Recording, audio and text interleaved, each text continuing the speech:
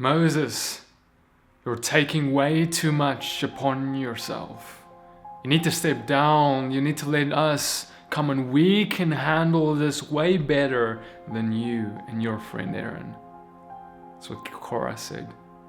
You see, Korah, when Moses and Aaron was guiding Israel through the wilderness, Korah came and he stirred a rebellion. He gathered 250 other men from Levi. And see, Korah was a good man, very charismatic, obviously, very well spoken, unlike Moses. Moses not a good speaker, but Korah is a pretty good one.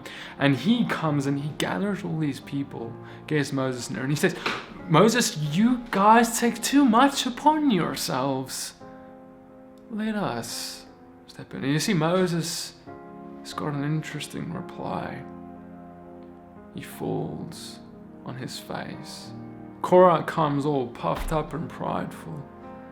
Moses' first reaction is not to defend himself. His first reaction is not to start some debate on who's a better leader. His reaction is to fall on his face. Moses then gets up and he says, Korah, listen, tomorrow we meet again. You come, let's meet again.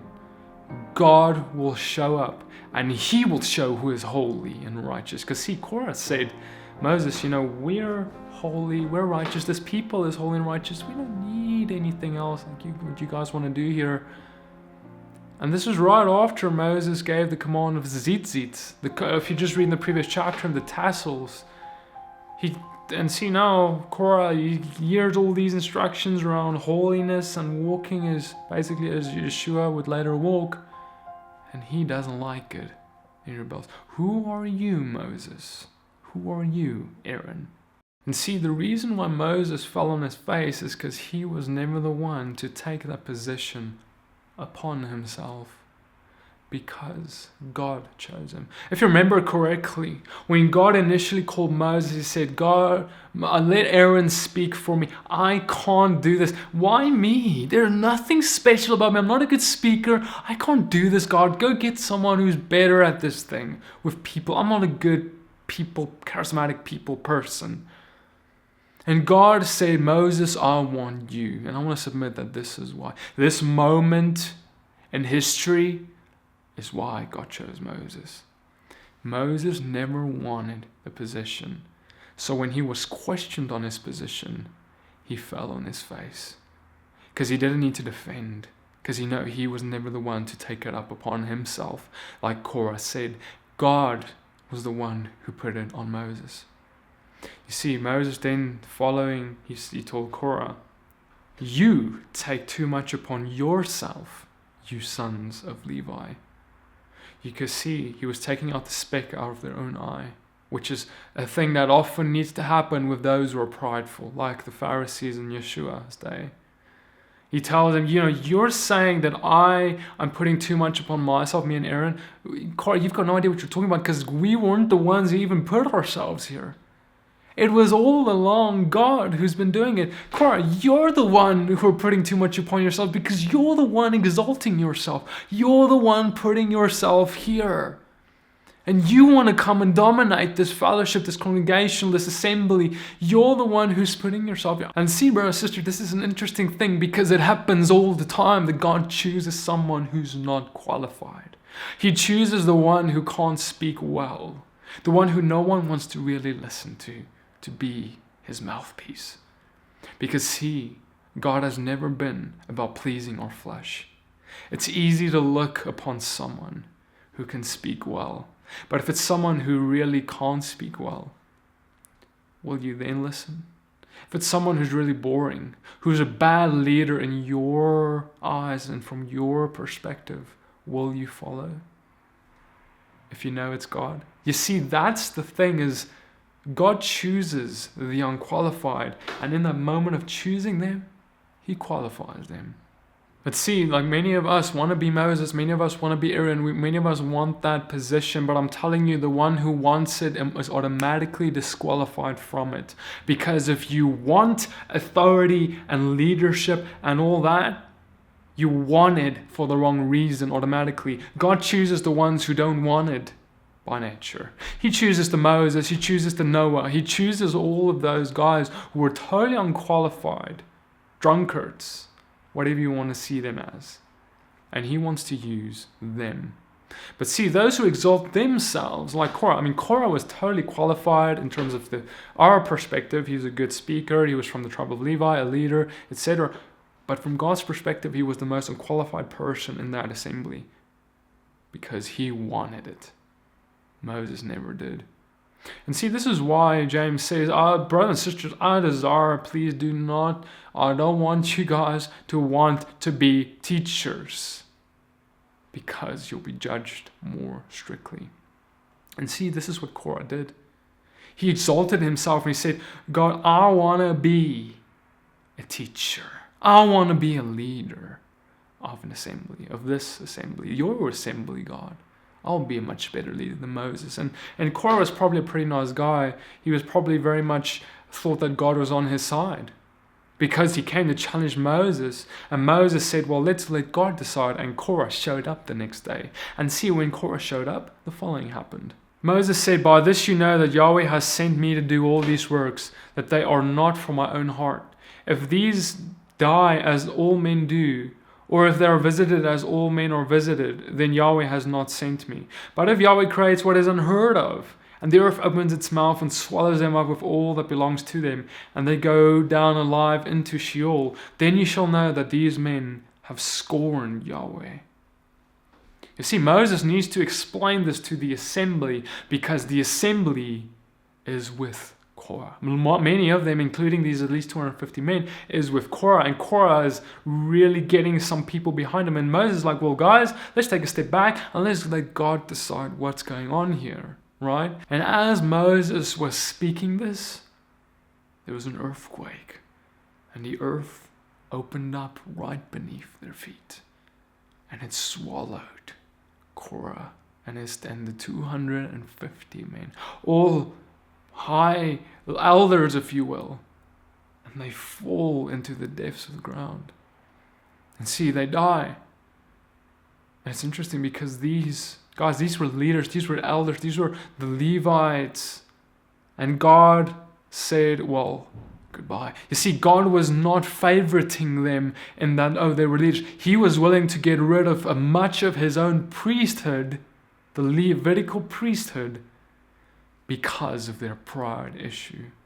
Moses then said, the fire holders of these men who sin against their own lives, let them be made into beaten plates as they are a covering for the slaughter place. Because they brought them before Yahweh, they are set apart, and let them become a sign to the children of Israel. You see, it's interesting because these fire holders that these guys came with, these priests, these holders were set apart to God. They were offered, they were given and made for God. So these 250 men had something valuable that was valuable to God, but still God got rid of them because of their pride. See, that it tells us that if someone has good works, someone can be holy, can walk in holiness, but if their pride catches up, if there's pride, all that means absolutely nothing. You see, that fire holder, and that fire that represents a sacrifice, that fire that represents the holiness of God. These men carried it, but they had pride. And so then he says, this is a remembrance to the children of Israel that no stranger who is not of the seed of Aaron should come near to offer incense before Yahweh, and not be like Korah and his company, as Yahweh had said to him through Moses. You see, God then says that, hey, if you're not of the seed of Aaron, you can't come with these fire holders and try and offer incense. And if you do, the same is going to happen than what happened to these guys. You see, and there's a picture in here. God is trying to tell us that if you are not called by God to do something in his priesthood, because see, we're all part of the Melchizedek priesthood of Yeshua, and we're qualified when we're in Christ. But He calls us each into a certain place. And if He does not call you into a position of leadership like Aaron was, and you try and put yourself there, you'll suffer the same consequence as Korah. If you exalt yourself, you'll suffer the same consequence. But He must be the one that calls you, like of the seed of Aaron, which it's not about the bloodline, it's about the call of God on someone's life. It's about God calling a man out of anyone else into a certain role and position. Because we know that our roles and callings and positions have been called out to us and proclaimed over us before the foundation of this world was laid. And so that means that we must follow the calling that He has placed in our life, no matter how the world sees it, whether it's seen as high or low in the world, because we are to humble ourselves and be a servant to all. And you see, Moses and Aaron, in that they were in this high position from Korah's perspective, but they humbled themselves and they were such servants for God and His people that when Korah came, they fell on their face.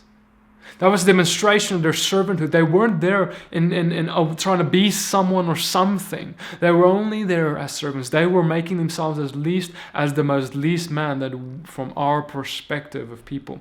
When we see someone as least, as in a position, maybe not a leader, and that guy is a least, there you can be a leader and make yourself as least as that man by how you serve. Because see, that's the picture of Yeshua. He came as a servant, a leader, a king, a priest, but a servant, washing the feet of those who we, from our perspective, would say is even more least than He is. But He made Himself the least of the least of the least because He has the power to do so. We have the power to make ourselves the least by our actions. And God calls those as the leaders. And so you see, brothers and sisters, we see this over and over and over again in fellowships and in congregations and on whatever kind of position or platform that God gives someone, we become jealous and we want the same. And we say, Father, I want the same platform. We try and work ourselves into that position in that place where we can have influence. What if influence is given to those who don't seek it? Brothers and sisters, if I may give you a personal testimony, I never sought to have the role I'm in right now.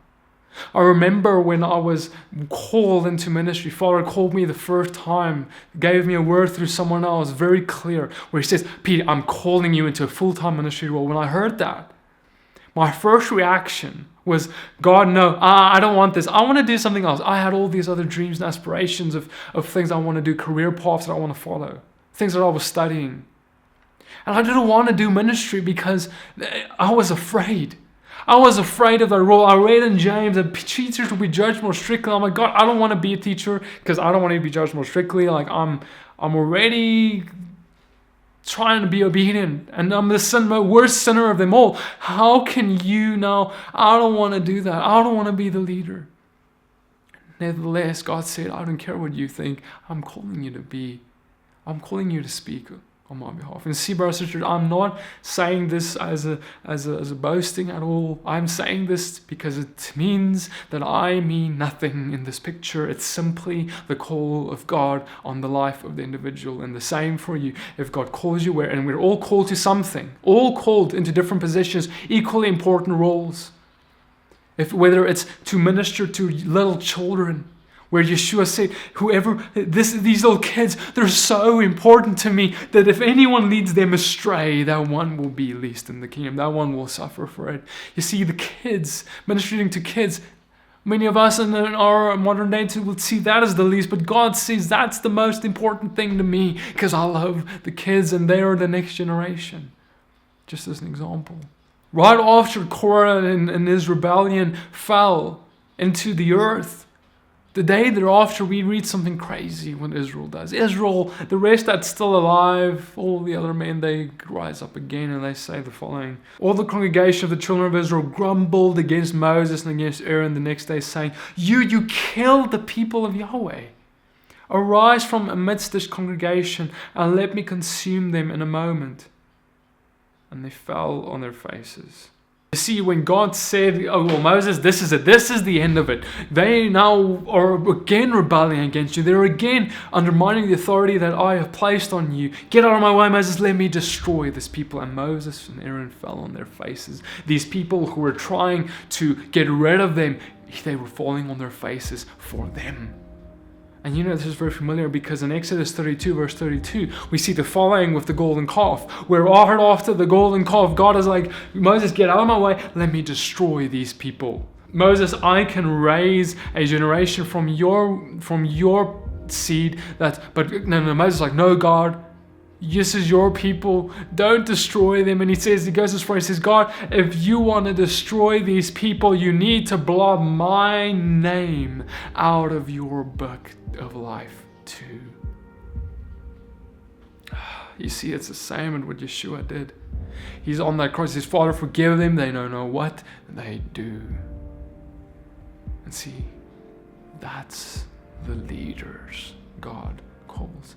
The leaders that God calls are not the ones who exalt themselves into some position to rule over someone else, but it's the ones who get on their face when God wants to destroy the people because they deserve it.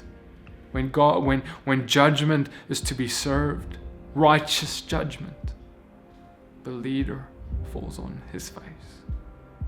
See, Moses could have been like, you know what, God, you're right. And it would have been God's total righteous judgment. But Moses didn't. And he stood in the gap. Similarly, Aaron stood in the gap next. So Moses said to Aaron, take the fire holder and put fire in it from the slaughter place, and lay incense on it, and go, hurry to the congregation, and make atonement for them. For wrath has gone out from Yahweh, the plague has begun.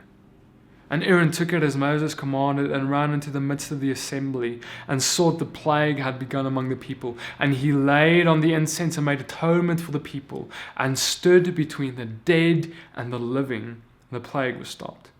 And those who died in the plague were 14,700, besides those who died on account of Korah. You see, Moses tells Aaron, go grab the fire, grab the incense, go run and stand. The plague has begun amongst the people. And Aaron runs into the assembly with this incense and this burning fire, and he runs and he goes and stands in the middle of that assembly. And as he stands in the middle, that's where the dead and the living are scattered.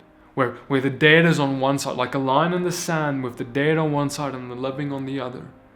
Aaron's fire brings freedom and grace and mercy to those who survive. And yes, many did die. Many died in their sin. Because see, this plague that started is a picture of a corrupt leadership, the fruit of corrupt leadership. These people chose Korah, to follow Korah, to say, why have you killed Korah, our leader? Why have you done all these things? And Moses, and see, that was the root of Korah, that rebellious, domineering, we want another leader that's not the leader that God instituted. That rebellion within them. And see, Aaron grabbing this fire and running into the assembly is a picture of Yeshua when he came with his spirit and his fire and came and ran into our midst. You see, when we were far off and gone and we were struck with the plague, that plague of sin, that rebellion against God, where we say, God, we don't want anything to do with you. We don't like the way you do things. And he, with his spirit, came with fire, and he came and he cleansed us. And many of us, not all of the world, sees him and gets healed from the plague of sin. But those who choose the Messiah, the fire of Aaron, in other words, they are healed. They are healed of the plague. They are set free from their own sin. And that very plague was the very rebellion in their heart. You see, brothers and sisters, the Father draws us into his presence. And that means that we must humble ourselves. We must come.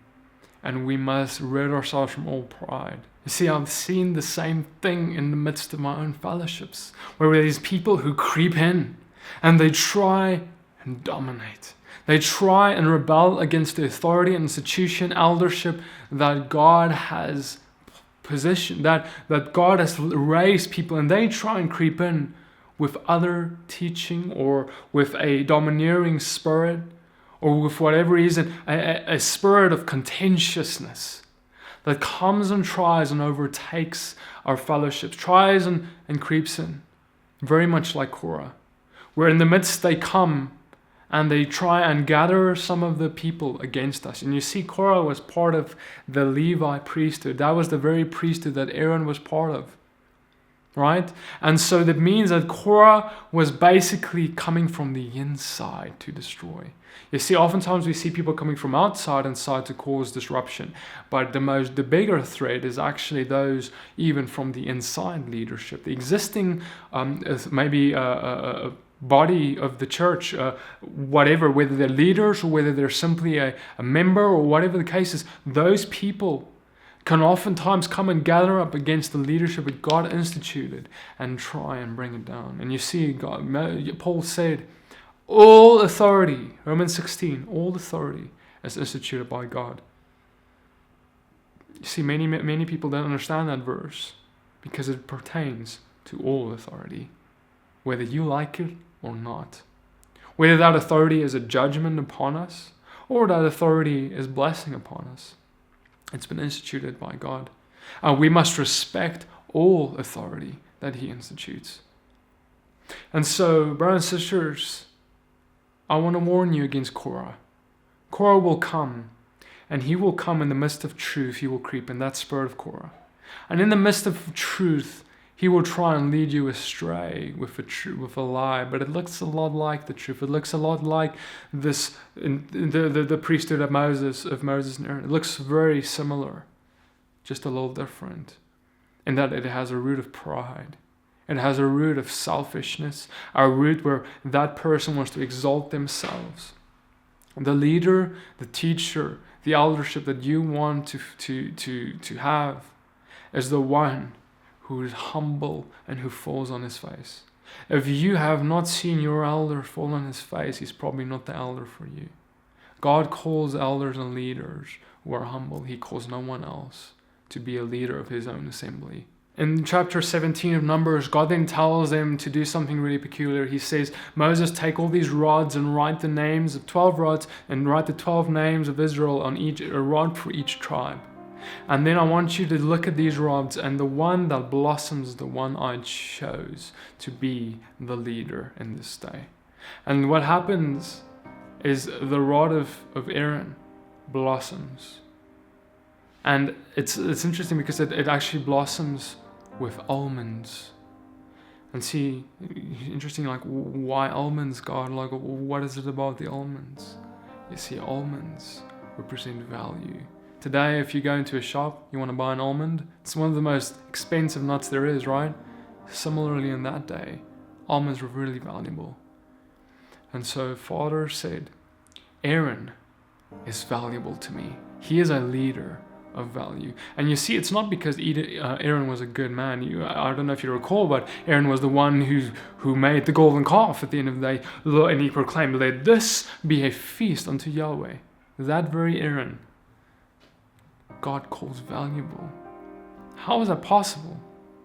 You see, he's not valuable because of his works. He's valuable because God chose Aaron. And who are you to take down a position or speak bad about a leader or any of that if God chose the leader? Whether you agree with them or not, who are you to speak against them? I'll leave you with that. May God bless you and keep you, shine His face upon you, lift up His countenance upon you, and give you grace and shalom. Subscribe to this YouTube channel and like this video, and I'll see you guys in the next video.